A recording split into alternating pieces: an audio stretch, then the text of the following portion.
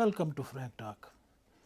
China has brokered a deal between Iran and Saudi Arabia whereby the two countries, arch rivals in the Middle East region, will restore their ties within 2 or 3 months.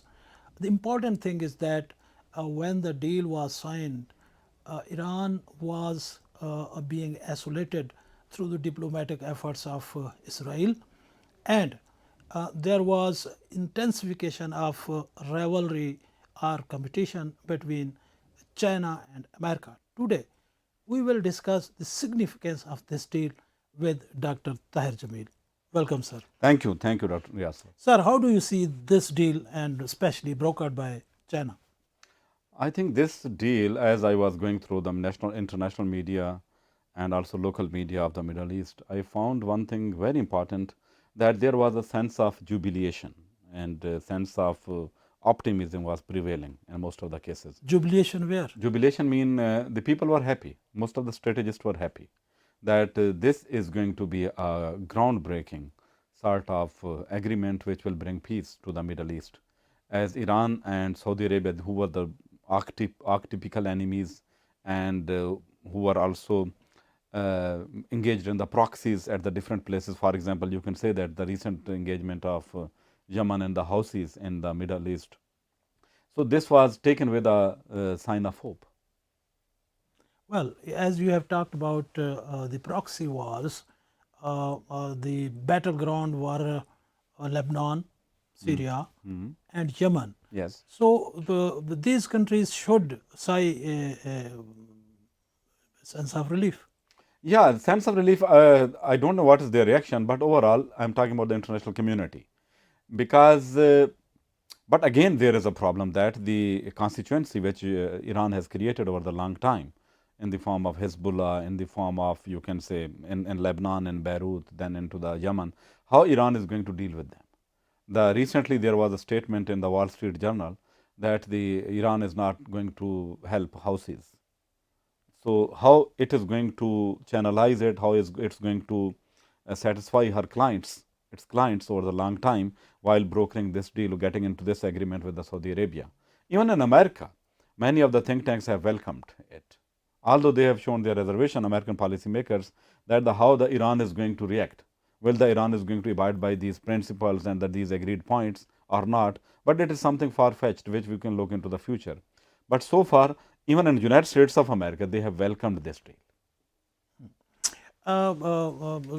From the viewpoint of Iran, Iran was being pressurized on the question of nuclear program, and Israel was almost encircling Iran on this issue. Yes, I think more than this nuclear problem of Iran, the major problem was for Iran was the isolation. But now this isolation was going to cost Iran tremendously, even in terms of economics. For example, why there is a question was raised that why China was so much interested in brokering this deal between Saudi Arabia and the Iran. Now, collectively, if you look into the details, the China is right now the biggest importer of energy and oil from both of the nations. So Chinese oil needs, Chinese energy needs are so much tremendous. So it need a peaceful supply of energy from the Middle East. And America is not no more dependent, not so much dependent as the China is dependent. So the Chinese interests in the Middle Eastern peace are very much pronounced. And they are connected with economic prosperity of China and uninterrupted supply of oil and the energy to the China. And it is good for the industrial health of China. So Chinese interests were very much pronounced in this deal. That's how it is being said that the deal is slap on America as well.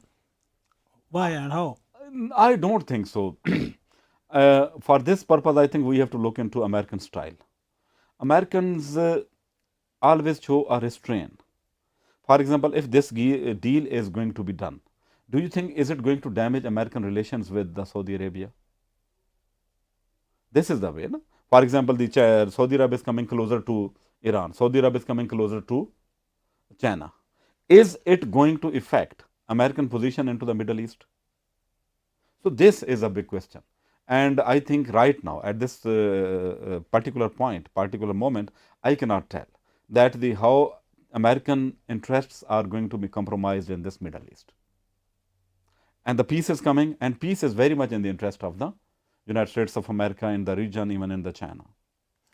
America was pushing on Abraham Accord Yes, Abrahamic. since long, but its strategy, a predominant strategy, has been to strike a balance of power, at least among three states: Iran, Israel, and Saudi Arabia. And Israel was projecting itself as competitor of Iran, but Saudi Arabia was reluctant to have diplomatic relations with Israel. So you should see things through Yeah, this. for example, I just we go take a review of the history. When the Israel was established, initially it was universally not accepted by the Middle Eastern nations and the Arab world. But right now, what is the situation? Many of the Arab countries, for example, who are the traditional non-recognizer of, non-complacent to the Israel role, and they traditionally used to take Israel as an exploiter of the situation and usurper over the rights of the Palestinians. But now they are coming very much closer. In this Abrahamic Accord, it has been signed between whom? Between United Arab Emirates, between Bahrain and the Israel, United Arab Emirates and the Israel, between Morocco and the Israel. Sudan has also agreed to sign the treaty. So what does it mean? That the acceptability and the legitimacy of the Israel in the Middle Eastern region is expanding itself. Qatar has a close relation, although Qatar has not signed the Abrahamic this accord, and also same as the case with Oman. But they do have a close relations with the Israel. So I can say that if this diplomatic relations in the Middle East vis-a-vis Israel, vis-a-vis Iran are going to be channelized, it will be good for the economic health of the region, Okay, and particularly the peace.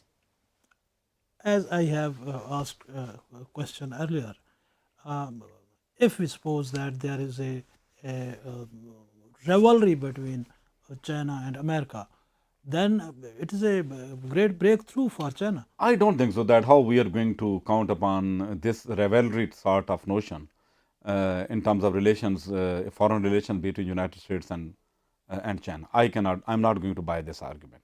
Because when I look into the economic profiling of both of these nations, United States of America and the China, I have never ever found such an economic interdependence in the history. Americans are biggest importer of Chinese goods, Chinese manufactured goods.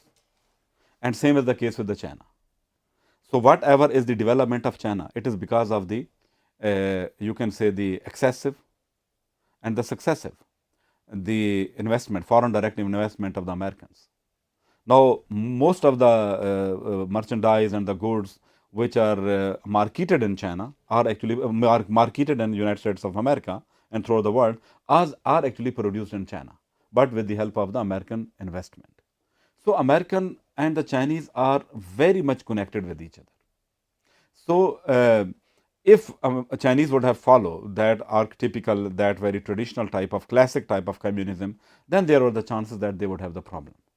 But over the time, this market orientation of the Chinese, although they have the problem with the Chinese, so far China's human rights profile is concerned, so far Chinese political system is concerned, which is close to the dictatorship, which is close to the militarism, but no.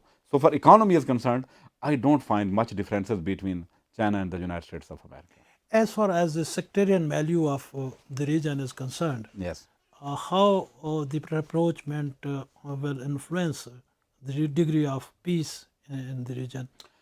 Will the other Arab countries on which Saudi Arabia exercises a considerable influence? My own point of view is that when I look at Mohammed bin Salman and his policies in Saudi Arabia, recently the way the World Cup event, football World Cup event was arranged by, managed by, hosted by the Qatar, and similarly with other countries, United Arab Emirates. I don't think that the religion is going to be particularly the sectarianism, Shia Sunni sectarianism. I'm going to be a bit clear that it is going to play an important role in future in the politics of the Middle East. I think now the local interests, local economic interests, regional interests are going to supersede the sectarian and religious interests. And I think my own point of view is that religion has been played out in the Middle Eastern politics. Okay. Pakistan and India are the members of Shanghai Cooperation Organization. Okay. They are arch rivals, Hmm. and they have a history of wars with History of each wars other. and conflicts, yes. So, can we expect the same development in case of these countries? What do you see? For example, so far after the Kargil war, we do not find much conflict between much exchange of hot conflict between United Pakistan and India. And no, moreover, there are the certain voices which are going to be raised on different forums to have a very good cordial relations, at least in terms of economic relations between Pakistan and India. So we can expect in this world anything can happen. Dr. Saab, Indian consulate very recently has said in Lahore that India wants close relations with Pakistan. It was a surprising statement because such statements are heard very rarely uh, in Pakistan or in the case India. So there is going to be a foreign minister level meeting of Meeting, Shanghai yes. Cooperation Organization in India.